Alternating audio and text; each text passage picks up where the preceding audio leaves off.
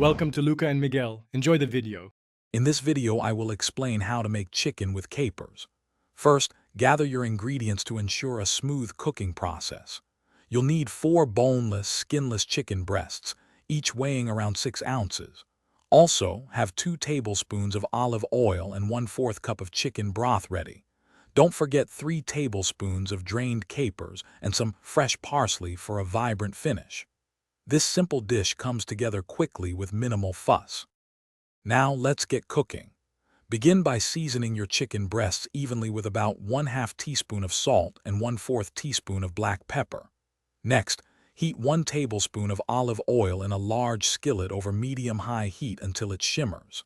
Carefully place the seasoned chicken into the hot pan. Sear each side for 4 to 5 minutes, or until they are beautifully golden brown and cooked completely through. Remove the chicken and set it aside. With the chicken resting, it's time to create our flavorful caper sauce. Add the remaining 1 tablespoon of olive oil to the same skillet. Pour in 1/4 cup of chicken broth, using a wooden spoon to scrape up any delicious brown bits from the bottom of the pan. This deglazing step adds incredible depth. Finally, stir in the 3 tablespoons of drained capers and let the sauce simmer gently for about 2 minutes, allowing the flavors to meld beautifully.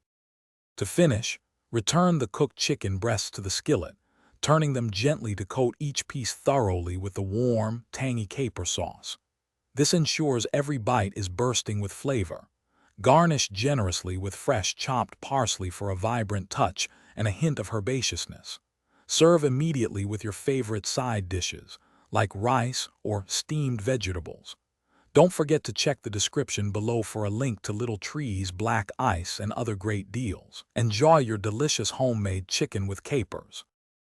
Thanks for watching and please subscribe. It's the best investment you'll ever make.